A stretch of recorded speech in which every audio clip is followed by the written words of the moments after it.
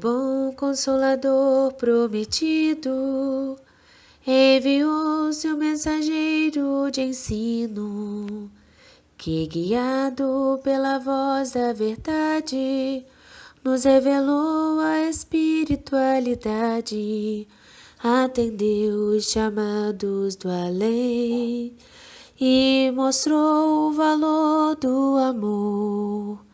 Entre os vivos, entre os mortos, laço eterno entre a terra e o céu.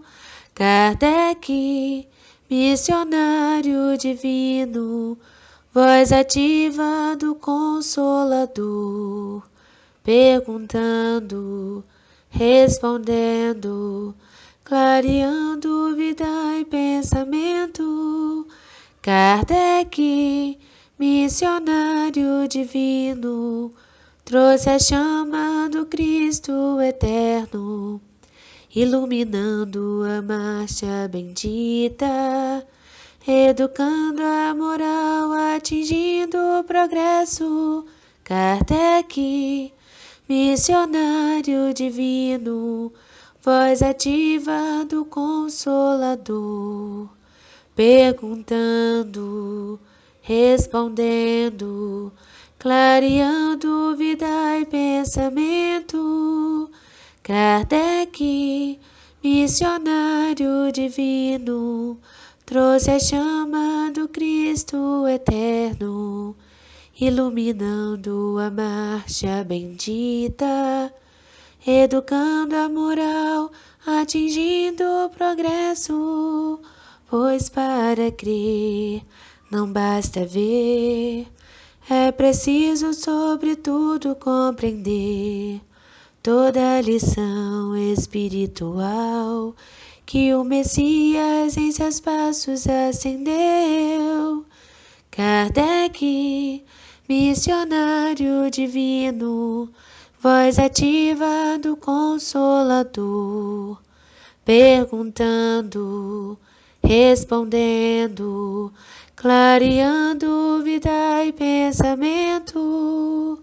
Kardec, missionário divino, trouxe a chama do Cristo eterno, iluminando a marcha bendita, educando a moral, atingindo o progresso. Oremos. Senhor, sabemos que o centro espírita pode ser comparado a um pronto-socorro. Enfermos para ali se dirigem diariamente, confiantes e esperançosos. São almas acidentadas que nas difíceis jornadas evolutivas fracassaram muitas vezes, caindo e se ferindo na repetição de dolorosas experiências. São consciências atribuladas, ansiosas pelo esclarecimento que renova a mente e abre ao espírito perspectivas de esperança e fé. São corações angustiosos que, por muito sofrerem, caminham desalentados, quase vencidos, famintos do pão espiritual. E o centro espírita é para todos esses desencantados o refúgio e a consolação. É o oásis de paz e esperança, no qual espero encontrar Jesus de braços abertos para a doce e suave comunhão da fraternidade e da alegria. Disciplina, estudo, meditação e prece são requisitos indispensáveis a todos aqueles que desejam realmente modificar a própria vida, caminhar com os próprios pés e lutar sobre a inspiração de Jesus. A adesão sincera e firme aos princípios evangélicos são os únicos capazes de acenderem dentro de nossa alma a candeia que nos iluminará os roteiros evolutivos. Estudemos, então, todos nós que abraçamos o Espiritismo, na certeza de que ele é o libertador de consciências e o consolador dos aflitos, a fim de que Jesus, das esferas superiores de onde dirige os destinos da humanidade, possa alegrar-se com a boa vontade e o esforço de todos aqueles que lutam pela implantação do seu reinado de luz e sabedoria. Estudemos para que possamos um dia nos identificar com Jesus e transformar nossas mãos e nossas palavras em abençoados instrumentos de auxílio a todos que buscam os centros espíritas. Que assim seja. Bom dia, meus irmãos. A leitura do nosso Evangelho nessa manhã está em 2 Timóteo, capítulo 3, versículo 16 e 17. Toda a Escritura é inspirada por Deus e útil para o ensino, para a repreensão, para a correção, para a educação na justiça, a fim de que o servo de Deus seja perfeito e perfeitamente habilitado para toda boa obra. Que assim seja. Poesia aos companheiros da doutrina.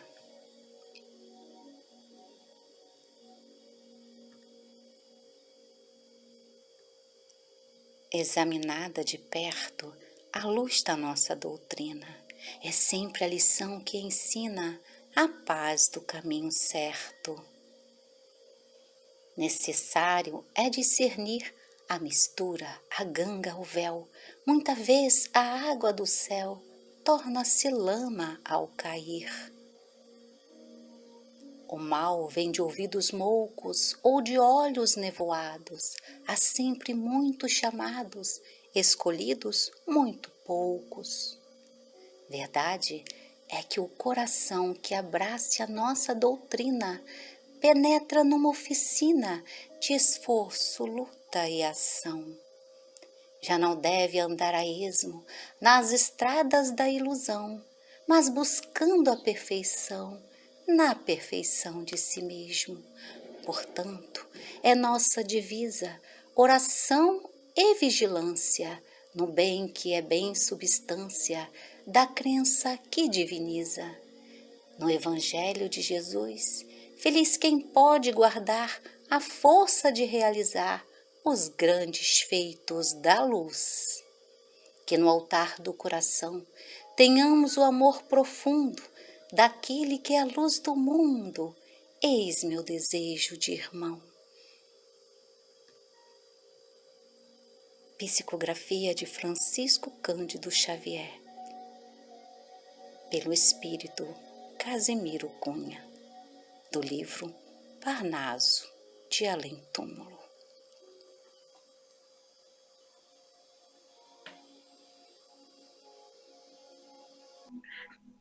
Mais uma vez, irmãos, bom dia. Agradecendo essa oportunidade de estar aqui hoje, realizando esse trabalho, essa palestra, para falarmos mais uma vez dos vultos da espiritualidade. Esses irmãos passaram por aqui, pelo nosso planeta Terra, com a missão de nos instruir, de nos mostrar como devemos fazer para seguir o caminho do Cristo. Não só esses irmãos mostram para a gente, exemplificando através de suas vidas, de como devemos seguir o Evangelho do nosso Senhor Jesus. E como disse, estou muito feliz por essa oportunidade de poder falar sobre Allan Kardec. Allan Kardec, que é considerado o apóstolo da renovação da humanidade. É um estudo muito gratificante, que nos faz aprender, que nos faz vivenciar esse evangelho tão importante em nossas vidas. Allan Kardec, ele teve a missão, né, de cumprir, ele reencarnou com a missão de cumprir a promessa de Jesus, né, que traria mais tarde o Consolador prometido, né, que a humanidade terrena tanto precisava, mas que naquele momento de sua passagem aqui na Terra, ainda não tínhamos condições de compreender. Ele tinha muitas coisas a nos falar, mas como crianças que ainda éramos, né, mais crianças ainda, não tínhamos a condição de ouvir os seus ensinamentos. E a nossa palestra será baseada em relembrar um pouco da história de Allan Kardec, né, como falamos, o apóstolo da renovação da humanidade. Vamos relembrar um pouco da sua passagem na personalidade de Hippolyte Léon Denisard Rivail. Vamos lembrar um pouco também das suas encarnações anteriores, que foram muito importantes para que ele pudesse chegar a essa condição de ser o codificador da doutrina espírita. E vamos também fazer uma análise, que é muito importante, do que hoje já representa Kardec em nossas vidas, do que já conseguimos entender dessa mensagem que ele veio trazer e o que, de fato, já conseguimos aplicar em nossas vidas. É importante fazer essa reflexão. Se nos consideramos espíritas, se entendemos, se já buscamos esses ensinamentos, temos que procurar, tá? Usando, colocando na nossa vida diária. É importante que façamos isso.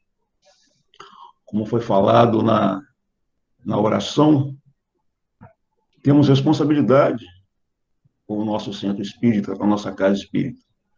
Então, a oração falou de disciplina, falou de estudo, falou de meditação, que precisamos, né, assim como Kardec e tantos outros vultos deram a sua contribuição, precisamos também dar essa nossa contribuição através do que já aprendemos, do que já conseguimos colocar em prática. Precisamos ser esse instrumento de renovação também, né? Através da condição que temos hoje, através do que já aprendemos. Então, precisamos levar essa mensagem também adiante, né?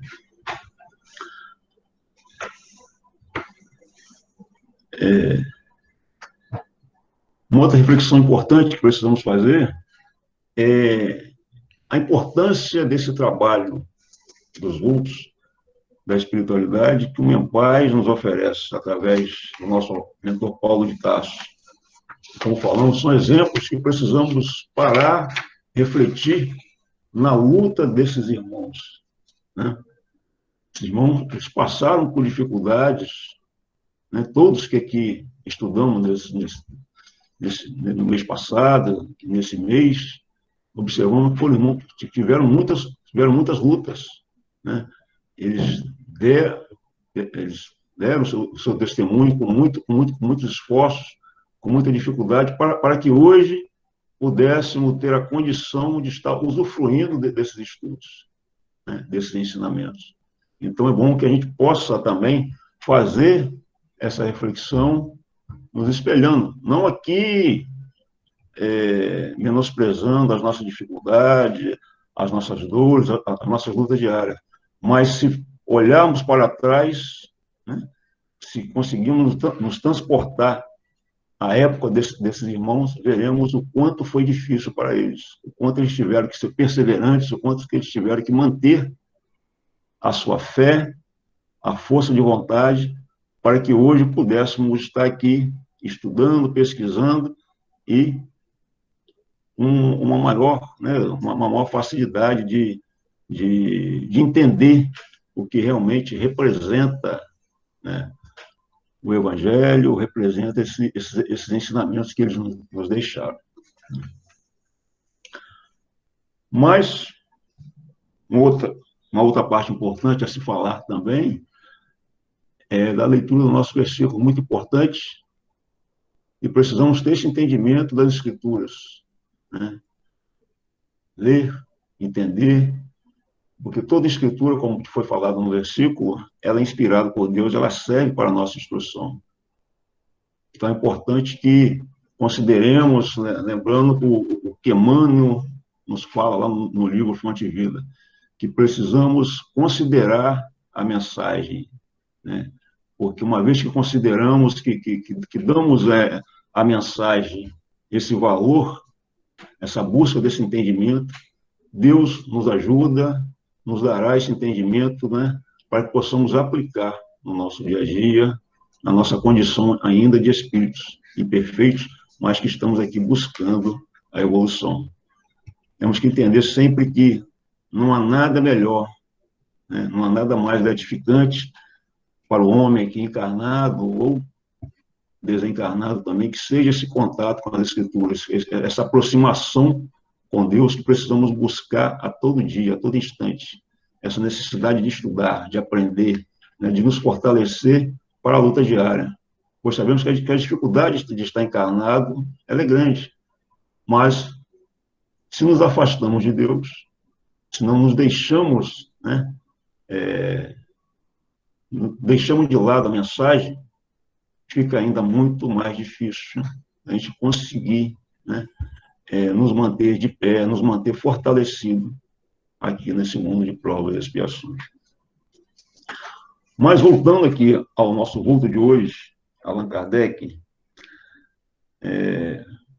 ele nasceu com o nome, né, foi batizado com o nome de Hippolyte Léon Denisard Rivail.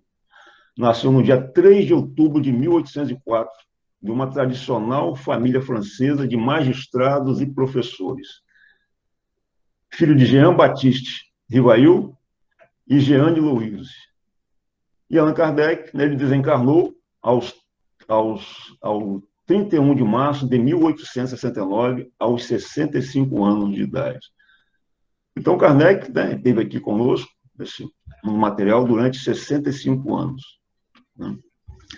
E bem cedo, o menino Rivail se revelou altamente inteligente e agudo observador, denotando franca inclinação para as ciências e para os assuntos filosóficos, compenetrado de seus deveres e responsabilidade como se fora um adulto. Já nos seus 14 anos de idade, Rivail já legava à humanidade bela contribuição. Para os seus condiscípulos menos adiantados, abriu cursos nos quais ensinava o que ia aprendendo nos momentos que lhe eram reservados ao descanso. Então, conseguimos enxergar aí uma condição, né?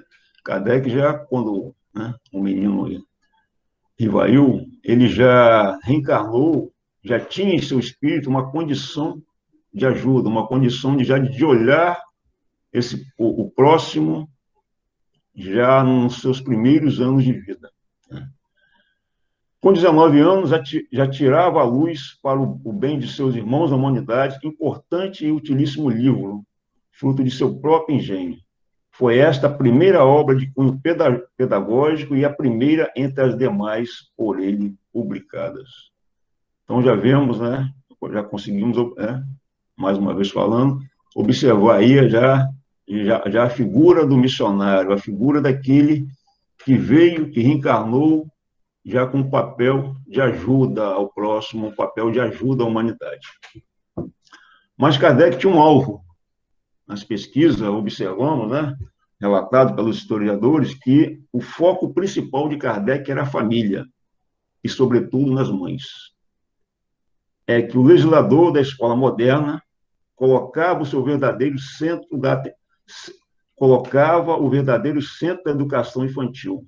Né? Ele colocava, na família e, sobretudo, nas mães, é que o legislador da escola moderna colocava o verdadeiro centro da educação infantil. Ele já priorizava essa questão infantil e já, né, entendia a função da mulher e a função das mães. Ele continua dizendo, são elas, as mães, as primeiras mestras de seus filhos, e a quem também se pode encarregar da primeira educação. Né? Então, Kardec, naquele momento, já tinha esse entendimento, né, desse papel, né, dessa educação familiar, que tão importante era para que a humanidade pudesse evoluir, pudesse, né, A família tem esse papel fundamental. E Kardec já conseguia enxergar.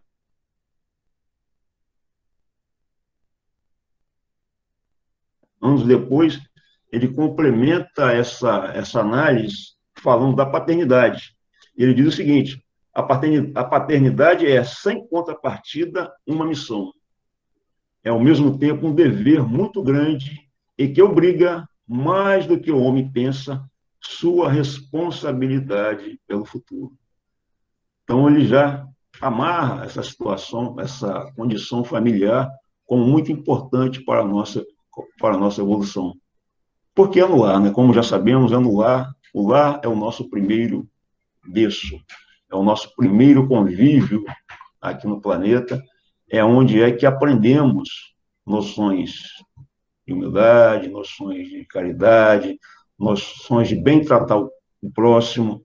É nessa educação familiar que se consegue esse início dessa renovação, né? É onde, no seio familiar, é onde se consegue essa mudança. Então, daí, Kardec já tira essa preocupação já desde o seu início da sua vida, da sua encarnação. Em 6 de fevereiro de 1832, firmava-se o contrato de casamento com Amélie Baudet. E esse casamento, essa união de Kardec com a jovem Amélie, ela se estendeu por 37 anos. Né? E temos alguns relatos aqui. Diz que Amélie foi companheira dedicada, ajudando Kardec em seus empreendimentos, estando ao seu lado em todos os momentos. Em 1935, quando o casal sofreu um doloroso revés, eles tinham um estabelecimento de ensino a qual foi obrigado pelo governo francês a fechar as portas. E Kardec passa por um momento muito difícil porque era um dos objetivos principais da vida dele, de levar a educação, de levar o ensino às crianças, aos jovens, né? Mas, porém, nesse momento, o papel da esposa em sua vida foi determinante, né?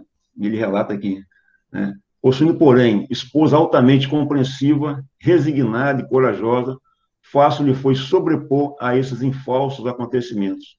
Amparando-se mutuamente, ambos se lançaram a maiores trabalhos.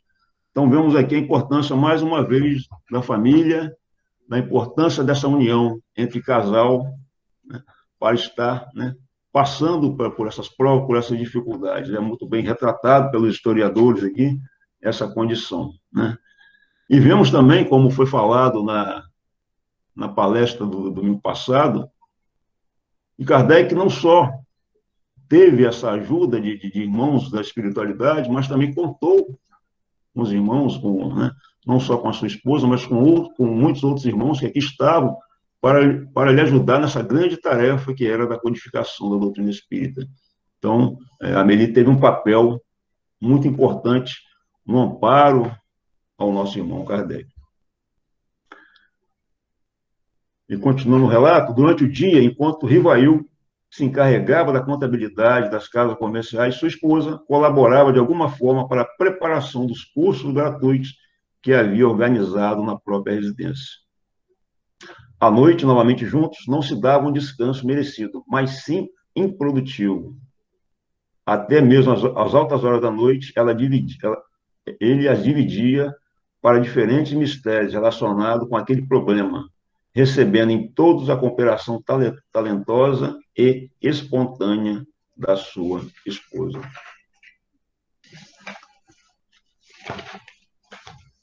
Ele conclui dizendo que Amélie era dessas mulheres boas, nobres e puras, e que, despojada das vaidades mundanas, descobre no matrimônio missões nobilitantes a serem desempenhadas. Então, como falamos antes, uma função importante, é uma missão que Kardec teve muito importante de estar aqui entre nós e contou, né, com a ajuda não só do plano espiritual, mas com a ajuda desses irmãos e principalmente da sua companheira, que teve um papel fundamental para que ele pudesse estar aqui, né, suportasse as injúrias, as dificuldades, as calúnias a qual foi submetido, para que hoje pudéssemos ter aqui essa doutrina consoladora, essa doutrina que abre os nossos horizontes, que nos permite enxergar a nossa vida de uma maneira mais amplificada, que nos permite entender o que realmente significa estar encarnado, né? Imaginemos se hoje estivéssemos aqui no mundo sem a presença da doutrina espírita. Se estivéssemos aqui no mundo totalmente envoltos pelo materialismo, com nenhuma perspectiva de melhora, com nenhuma perspectiva de crescimento, como que seria a nossa vida? Que mesmo hoje, tendo essa condição de analisar, de poder vislumbrar um horizonte melhor, ainda muitas das vezes nos encontramos abatidos, nos encontramos entristecidos, né? Mas temos a condição, né?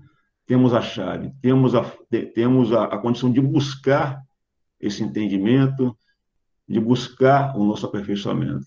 E a doutrina espírita, através de Kardec, né, ela nos mostra isso. É esse farol que nos permite cada vez mais, se nos compenetrarmos, se realmente quisermos evoluir, ela nos permite caminhar com maior segurança.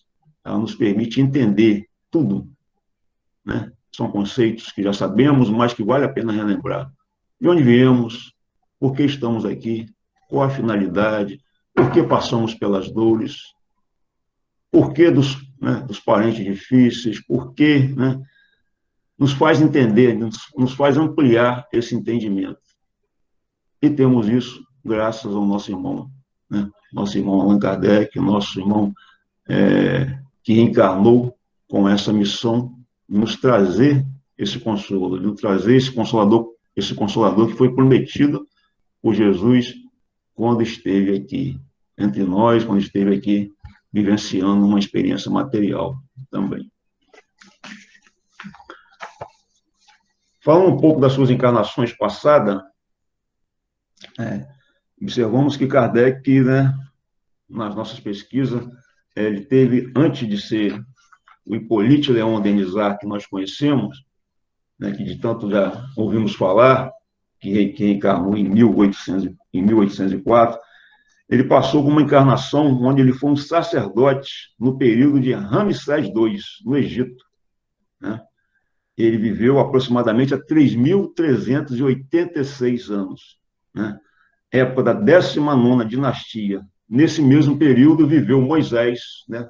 E essa informação é citada no livro Faraó, né? Logo após essa encarnação, uma outra encarnação, né? A gente não sabe se houve outra antes, mas uma outra encarnação que conseguimos nas pesquisas foi quando ele foi o sacerdote druida, né?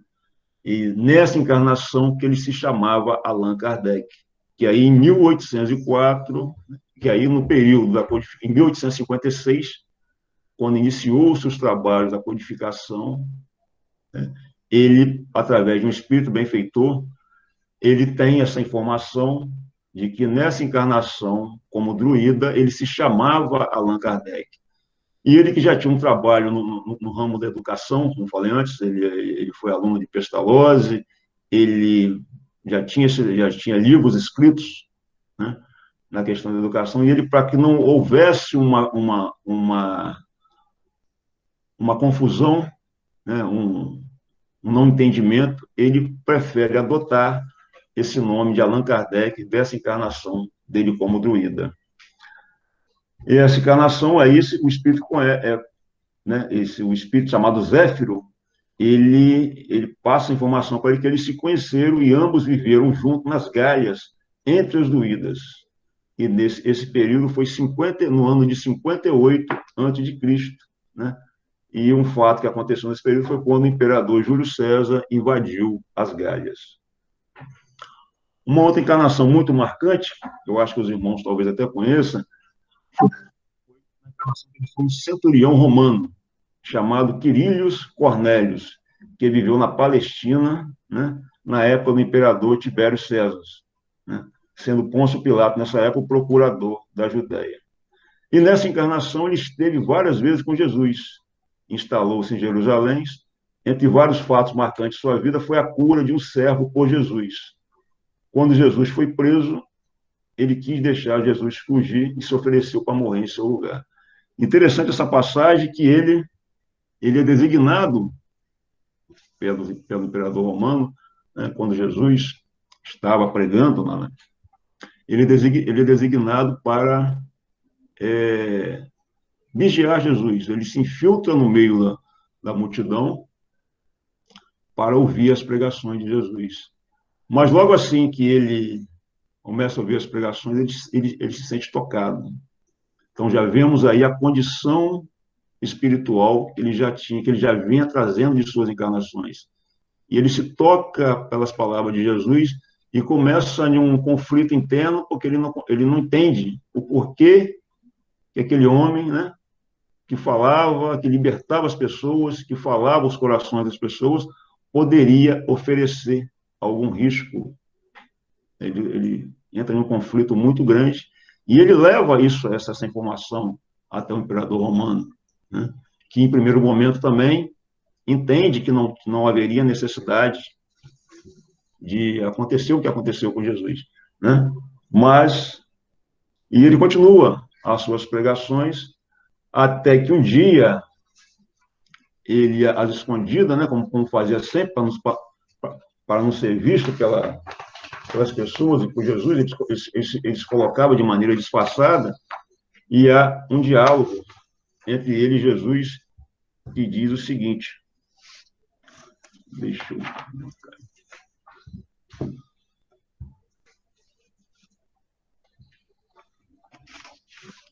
E ele relata o seguinte, no livro que eu pediria,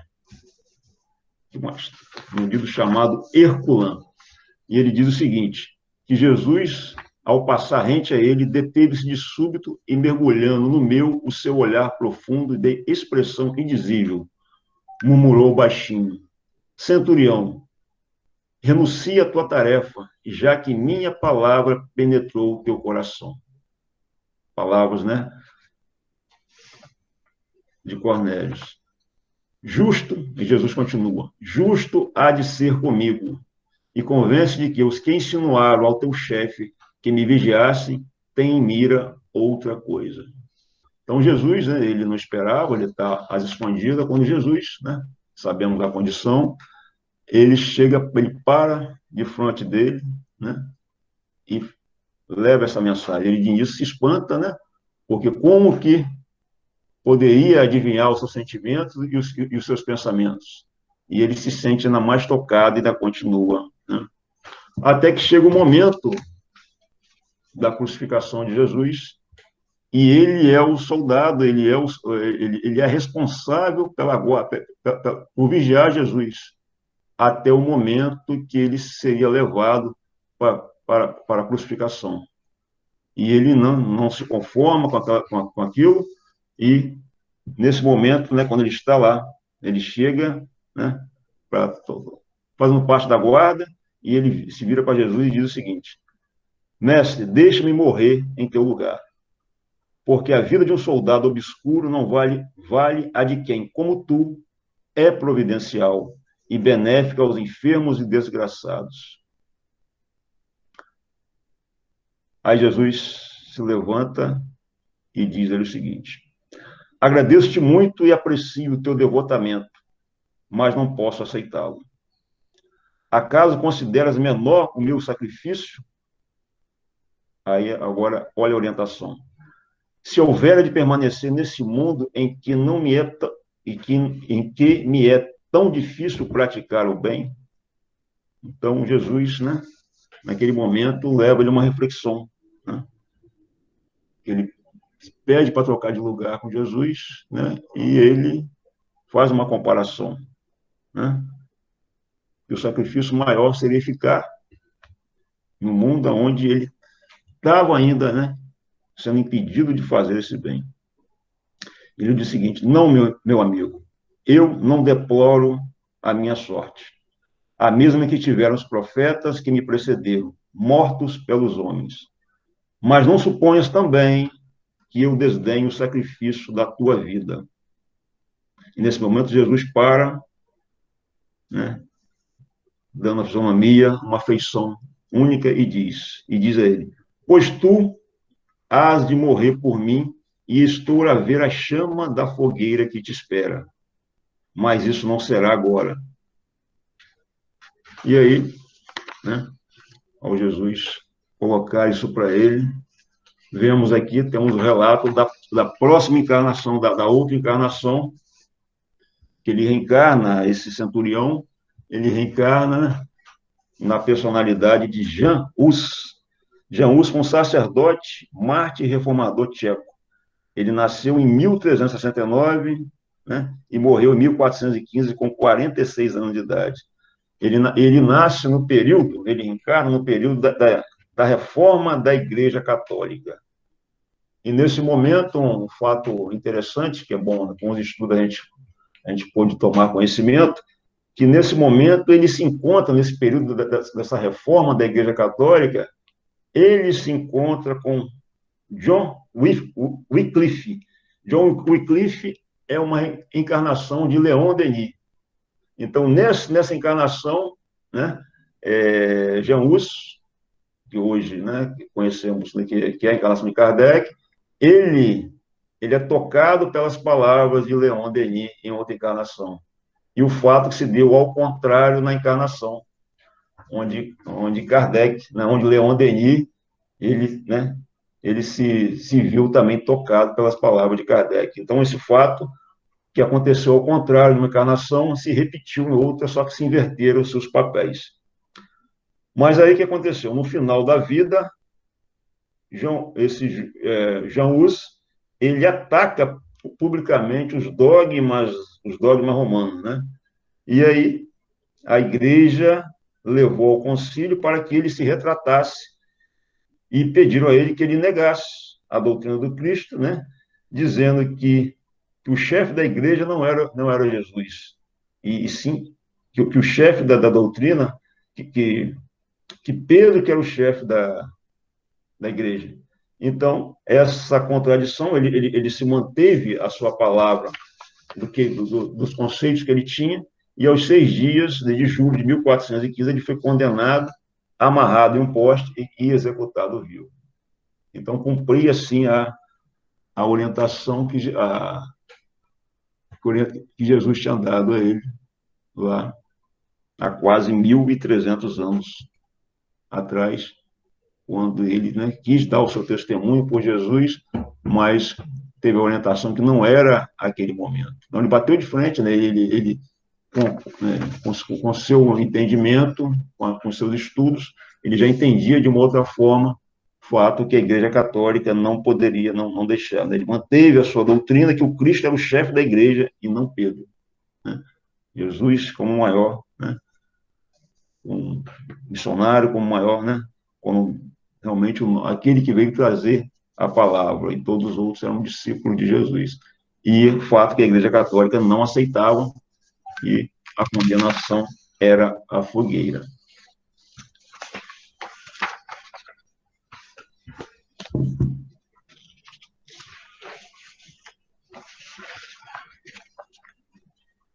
E aí chegamos à encarnação, que já citamos anteriormente, de Hippolyte Léon Denisard Rivail, na França, 1804 a 1869, codificador do Espiritismo, né? Por uma longa evolução reencarnatória, né? Observando que Kardec foi colhendo o conhecimento, o amor e a coragem que demonstrou na sua última vivência com a missão. E temos um resumo que nos traz o seguinte: lá no início da sua encarnação, quando ele foi o sacerdote lá no Egito, né, esteve com Moisés, foi a iniciação. Allan Kardec, o druida, foi a encarnação da sabedoria. Na encarnação do centurião romano, foi o desenvolvimento do amor. Em Jean Hus, foi o testemunho que ele teve que dar, que foi o mártir. Né? Em Allan Kardec, o codificador, a missão. No livro O Gênio Céltico e o Mundo Invisível, eu pediria a nossa irmã Fabiola para colocar a capa aí para gente. Temos aqui algumas mensagens de Kardec, de 1926. Kardec já desencarnado, ele traz esse livro, O Gênio Céltico, ele iniciou sendo escrito por Leon Denis e concluído pelas suas secretárias, né? Já deixou escrito e a impressão, a entrega à editora foi de cargo dele, porque ele não conseguiu terminar antes do seu desencarne. Mas nesse livro é colocado uma mensagem de Kardec que ela é muito interessante para as nossas reflexões, no qual ele diz o seguinte: seguidamente, na minha penúltima existência em Savoia no território da França, tinha esse nome antigamente, adquiri uma resistência moral que me foi necessária para pregar a doutrina que conheceis. Mas primeiro falemos da existência que iniciei na Bretanha, outra encarnação dele também na França. Então, observamos que, isso já sabemos que a França foi a iniciação, foi o berço do Espiritismo. E Kardec já relata aqui 2 encarnações dele na França. E ele disse: essa encarnação funcionou como uma existência iniciadora, projetando no meu ser a centelha da vida universal. Essa centelha brilhou mais ou menos ao longo das minhas diferentes vidas, consoante procurava adquirir tal ou tal qualidade aproximada, mais ou menos da matéria ou do espírito. Então, ele já relata aqui que nessas encarnações, e é importante que façamos essa reflexão, que ele compara a centelha divina que todos nós temos, e todos nós somos criados com essa centelha, né? Somos criados para o bem, para o amor, e ele diz aqui que essa centelha brilhava mais ou menos de acordo com o que ele adquiria da matéria ou do espírito. Então, fazemos uma analogia: quanto mais materializados ficamos na encarnação, mais afastados vamos estar de Deus. Então, mais longa será a nossa caminhada, mas precisaremos aprender.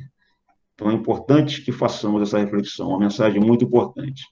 E ele continua dizendo: há seres que não conseguem admitir as existências sucessivas. Neles, a centelha inicial continua oculta, porque a luta material os absorve totalmente. Então, é uma mensagem para que a gente possa trazer a nossa reflexão do que realmente estamos priorizando em nossa vida. Essa é uma mensagem de 1926, né?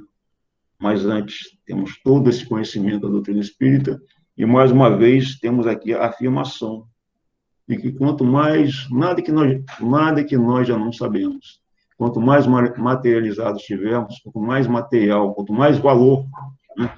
Quanto mais nos consumir pelo materialismo, mais nos afastaremos de Deus. Então, temos que ter essa noção de entender a necessidade básica do material, do que realmente precisamos para sobreviver, do que é necessário. Que muitas das vezes, né, como estamos vendo aí nesse período, ficamos muito envoltos ao material, às conquistas, e nos afastamos. E aí vem as dificuldades, não adquirimos a resistência necessária para superar as dores que certamente irão bater à nossa porta, e, como sabemos, estamos aqui para cumprir mais uma etapa, mais uma encarnação, quitar débitos, né, nos aperfeiçoar, e essa névoa material normalmente vai nos consumindo, e chegamos, às vezes, ao final de uma existência, e quando olhamos para trás, o que é que produzimos, o que é que conseguimos fazer. Então, é importante essa reflexão. E ele continua dizendo o seguinte: um dos princípios, a existência neles continua oculta porque a luta material os absorve totalmente. Ele conclui dizendo: a existência de fé, a existência de trabalho, porque é uma lei imutável, Um dos princípios fundamentais é de que o ser se desenvolve através de alternativas para recolher os germes salutares que devem ajudá-los a progredir nos espaços. Então, que possamos, nessas nossas encarnações, observar, recolher realmente esses germes salutares, esses germes que realmente vão nos fazer progredir, vão nos fazer nos aperfeiçoar. Né? É preciso valorizar essa doutrina deixada por Kardec. Esses ensinamentos, ele abre a nossa mente.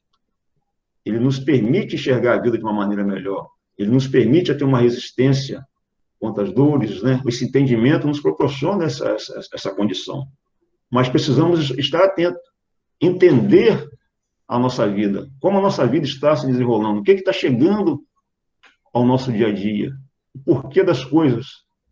Né? E esse entendimento nos faz alargar a nossa visão, nos faz ver de um prisma diferente. Mas é preciso, como já falamos, como uma irmã muito fala, que precisamos assumir esse controle da nossa encarnação. O que realmente estamos fazendo dessa nossa encarnação. Então, é importante estar refletindo, lembrando da oração de hoje, né? Da nossa função como espírita hoje. Né? Precisamos meditar sobre esses ensinamentos, precisamos entender qual é a nossa função na nossa casa espírita, o que realmente estamos recolhendo desses estudos, desses ensinamentos que estamos recebendo aqui a semana toda, né? Desses estudos maravilhosos que estamos tendo, né? E o que é que estamos fazendo com isso? Paramos depois das palestras, depois dos estudos, para refletir no que foi falado, pegamos o Evangelho e voltamos um pouco lá, no que foi falado, para refletir. Já foi dito muitas das vezes aqui na tribuna mesmo, que quando lemos uma mensagem, vamos retornar aquela mensagem, já temos um novo entendimento. E realmente é assim que acontece. Lemos uma questão do Livro dos Espíritos hoje, vamos ler daqui a alguns meses e temos um outro entendimento. Isso aqui é uma continuidade que devemos ter. E esse ensino, meus irmãos, é diário. Precisamos estar diariamente em contato com a doutrina. Né? Precisamos tirar um tempo para ler, para estudar, para meditar em cima desses ensinamentos. Né? Precisamos criar uma rotina constante. É um processo de aperfeiçoamento contínuo que temos que ter. Temos que ter esse cuidado com a nossa encarnação, temos que ter esse cuidado conosco mesmo. Né? E somos responsáveis pelos nossos irmãos que estão à nossa volta. Né? Na nossa família, no nosso meio em que vivemos. Precisamos estar levando essa palavra de Jesus a todo tempo. Precisamos ser esse instrumento como Kardec foi. Kardec teve essa função de propagar a doutrina. Então, temos que ter também procurar ter também essa condição. Ele conclui dizendo: Deus projetou a parcela de luz que é a alma, e esta radiação de pensamento divino deve chegar por transformações e crescimentos sucessivos, a formar um foco radiante que contribuirá para a manutenção e para o equilíbrio da atmosfera dos mundos. Esse é um preceito de ordem geral que indica a necessidade das pluralidades das existências. Então, está aqui, ele explica por que precisamos encarnar.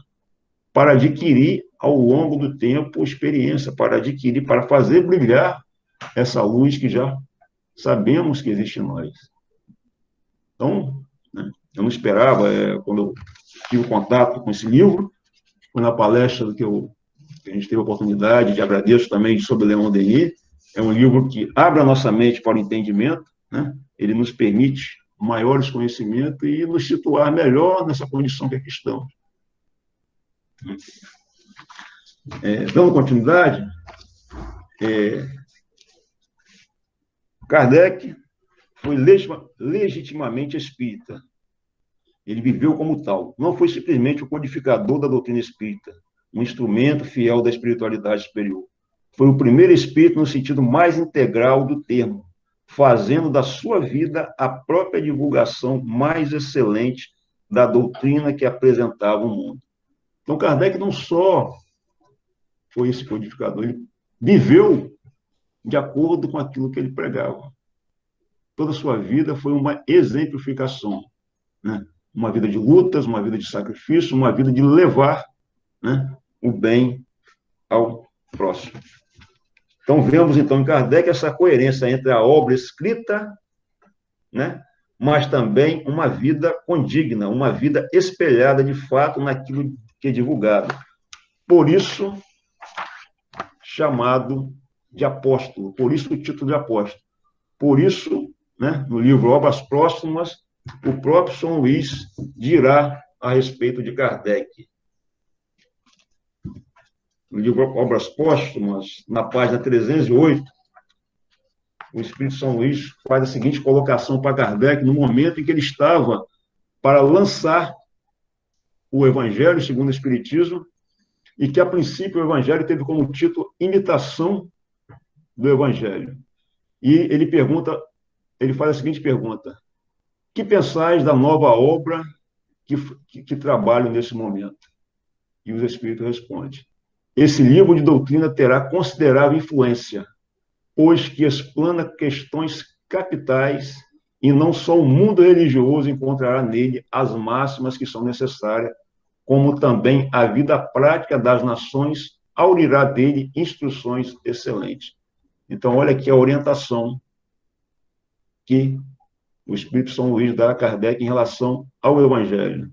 E, realmente, como já sabemos, o Evangelho é esse farol, é essa literatura que nos permite um maior entendimento, e que, se fosse seguida por todos nós, por todas as nações, realmente estaríamos hoje numa condição muito melhor, né?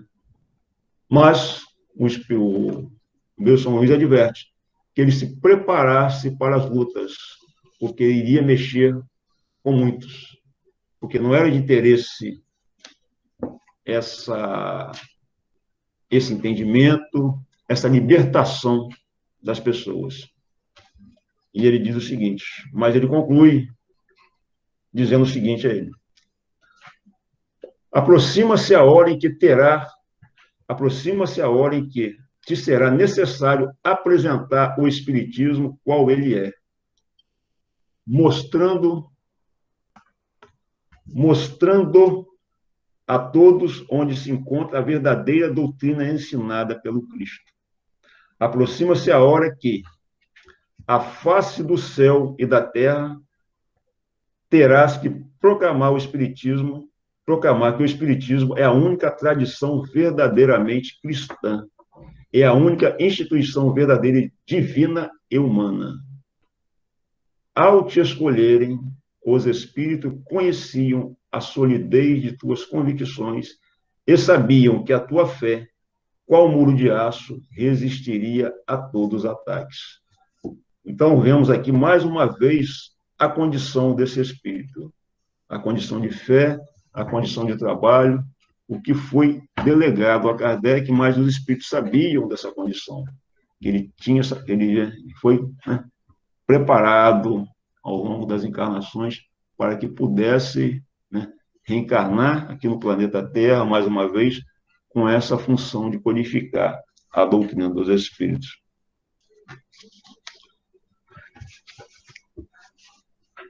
E Kardec, né, ele não só resistiu aos ataques do mundo, né, e ficamos a imaginar o quanto de ataque ele não sofreu daqueles irmãos, daqueles espíritos desencarnados que ainda obram na sombra, que ainda não se permite ver a luz, né, mas a sua resistência foi maior. Ele conseguiu se manter fiel até o fim ao seu propósito, né?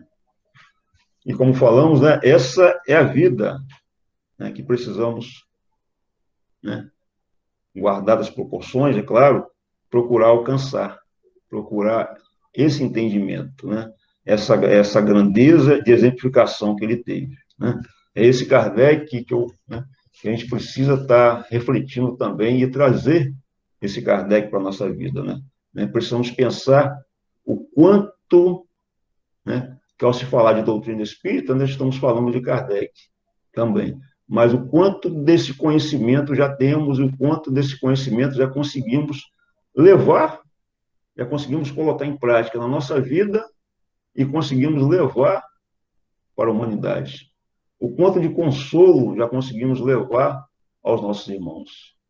Precisamos pensar que estamos dentro de uma casa espírita. Nós temos um mentor que nos esclarece a todo tempo, né? Que nos coloca a verdade a todo tempo, que nos permite essa evolução. E o que é que estamos fazendo por isso? Por que será que nessa encarnação temos um mentor, Paulo de Tarso, em nossas vidas? É uma reflexão importante a ser feita. Será que realmente estamos aproveitando essa oportunidade para crescimento? Por quê? Será que teremos outra oportunidade dessa? Outra condição de aprender tanto? Né? Outra condição de ter estudos a semana toda? De chegar da maneira que chegam os estudos para a gente, de uma maneira tão clara, tão objetiva, estudo totalmente com métodos, né? Livro dos Espíritos, o Evangelho, né? Então, é uma riqueza de informação, de conhecimento muito grande que precisamos estar valorizando. Então, que pensemos nisso, né? Que possamos fazer por onde também merecer, né? Uma condição de evolução, não só nessa encarnação, mas também na próxima também. Lembrando que, né, continuando, o Espiritismo foi uma promessa de Jesus. É importante lembrar disso. O Espiritismo, né, o Consolador prometido, foi uma promessa. Jesus é o nosso mestre, o nosso maior exemplo. E o quanto, né, até falamos isso, mas é bom que se frise de novo, o quanto estamos nos dedicando a esse aprendizado, uma vez que é uma necessidade. E assim, né, talvez já falamos desse tópico, mas Cristo nosso Mestre Jesus teve a sua cruz nos ombros, né, como já citamos aqui em determinado momento, né? Kardec também teve a sua cruz, teve as suas dificuldades por estar aqui encarnado, por ter as lutas, né, por poder ter conseguido, né, trazer, né, que ele começou a codificação da doutrina espírita nos seus 50 anos, e dentro de 15 anos ele conseguiu trazer todo esse manancial de ensinamento que hoje nós temos. E ficamos a imaginar o quanto de lutas ele teve que travar na sua própria vida para conseguir isso, né? Então, observamos que ele também teve a sua dificuldade, teve as suas cruzes, né? a sua cruz para carregar. E assim como nós, mas ele conseguiu levar isso aí, né? Ele conseguiu superar essas lágrimas, conseguiu superar esse cansaço, conseguiu superar essa exaustão, né? Ele sempre teve a força, ele sempre manteve a sua perseverança e a sua resolução no trabalho que ele tinha por desempenhar, né? E nós somos também, evidentemente, com uma escala menor, mas estamos sendo convidados a todo instante a também dar esse exemplo, a deixar também aqui o nosso exemplo, o nosso esforço, né? As nossas lágrimas também, precisamos, né? Porque já sabemos, seguir a Jesus não é fácil, né? Estar no mundo com o pensamento em Jesus, mas precisamos nos esforçar, precisamos buscar a todo instante, porque senão ficaremos envolvidos no materialismo e teremos que retornar aqui, se retornarmos a esse planeta, numa condição que sabe-se lá como, diante do mundo que nos é oferecido. Precisamos pensar, né?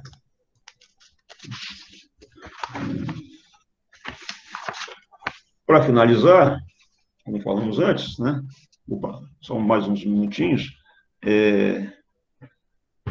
Como falamos antes, Kardec, a partir dos 50 anos que ele teve esse início, né? Como está lá no livro Obras Póstumas, né? Essa iniciação com as mesas girantes, né? E para falar em relação aos livros publicados, sabemos que, né, nesses 15 anos, de 1855 a 1868, quando ele trouxe para nós essa literatura principal, que é considerada a base do Espiritismo, né? Que é esse manancial de bênçãos que hoje nós temos. Então, em 1857, ele lança o Livro dos Espíritos, que é a obra em que se estabelece os princípios da doutrina espírita.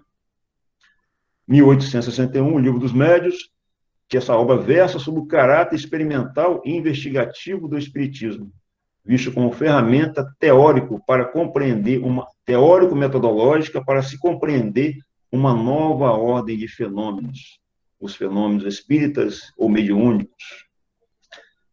1864, o Evangelho segundo o Espiritismo, obra de cunho essencialmente moral, em que Kardec seleciona os evangelhos da Bíblia como ponto de partida para a inferência de fundamentos morais.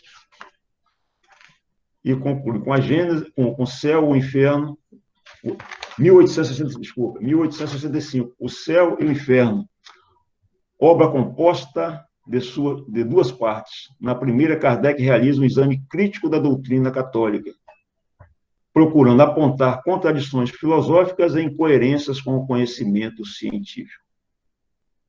Em 1868, a Gênese, obra composta de três partes. A primeira trata da gênese, da criação, isto é, da formação dos mundos e da criação dos seres animados e inanimados. A segunda parte, dos milagres, onde se discute sobre o que pode ser considerado milagre. Esse explica, à luz da doutrina espírita, os muitos milagres feitos por Jesus. E a terceira parte explica como se pode haver previsões de coisas futuras, pressentimentos e coisas afins. Então, esse é o Pentateuco, considerado obras básicas, que precisamos estar estudando, precisamos estar refletindo em cima desses livros, né? É a base da doutrina espírita, para que possamos melhor entender, melhor viver nesse mundo de provas e expiações, nos melhorando a cada dia, né? Eu quero aqui mais uma vez agradecer a oportunidade, né? Todos os vultos são importantes, precisamos refletir, mas eu estou muito agradecido mais uma vez ao nosso mentor pela oportunidade de falar sobre Leon Denis, ter estudado sobre Leon Denis, ter estudado sobre Kardec, aprendi muito com esses estudos, foi de uma importância muito grande. Agradecer a Ana Clara também pela oportunidade das palestras, entendeu? E que possamos, mais uma vez, buscar sempre a reflexão, buscar a melhor forma de nos conduzir na nossa encarnação. Um bom domingo a todos, que a paz do nosso Senhor Jesus possa ficar no coração de todos. Assim seja. Instruir, examinar e educar, lição divina que o Espiritismo vem trazer, idas e vindas para poder evoluir, planejamento que o Divino acendeu, com o rasgar do véu, poder centelha em nós, essência eterna, aliança com o céu, provas e expiações, viver em amor e luz, é caminhar sob as pegadas de Jesus. Espiritismo, bandeira do amor, sob a potência divinal, nos educando no Evangelho do Senhor. Espiritismo, laço de luz, a boa nova lei imortal, nos conduzindo os mensageiros de Jesus. Espiritismo, bandeira do amor, sob a potência divinal, nos educando no Evangelho do Senhor. Espiritismo, laço de luz, a boa nova lei imortal, nos conduzindo os mensageiros de Jesus. Oremos. Irmãos, não alimentemos a tristeza que macera a alma. Nos esforcemos para conseguir modificar o que for preciso, burilar o que precisar. Não nos entreguemos à ira contra coisa alguma, ou contra quem quer que seja, procurando desfazer essa névoa que obscurece o discernimento. Mergulhemos nas águas cristalinas da prece. Não nos deixemos enredar pelas paixões, aquelas que podem provocar confusão emocional em nosso íntimo. Nos entreguemos ao verdadeiro amor, aquele que sabe renunciar, balsamizar, acalmar, iluminar. Não corremos para o lado da rebelião, que nos incita à violência, para que nós mesmos não sejamos vítimas dela. Elegemos o trabalho como medicação preciosa diante de toda a enfermidade da alma. Operemos no bem sem cessar, e que diante das coisas para as quais ainda não encontramos a explicação, busquemos aprender a aguardar no tempo, sem estagnar, aproveitando a oportunidade que Deus lhe empresta. Nossos caminhos, felizes ou não, são traçados por nós mesmos. Nossos rumos, nossas construções. Aproveitemos as horas oportunas da nossa encarnação atual e agradeçamos a Deus pela ocasião que estamos tendo para refazer velhos e complicados caminhos. Não nos deixemos abater, sejam quais forem as dificuldades. Recordemo-nos do apóstolo Paulo de Tarso quando nos advertiu: vede prudentemente como andais. Reconsideremos as nossas atitudes perante a existência, melhorando-as. Desfaçamos equívocos. Valorizemos o tempo, que nos retornará com as mesmas cores, e busquemos reconstruir as nossas estradas de tal maneira que elas se ajustem ao caminho traçado pelo divino Mestre Jesus. Que assim seja.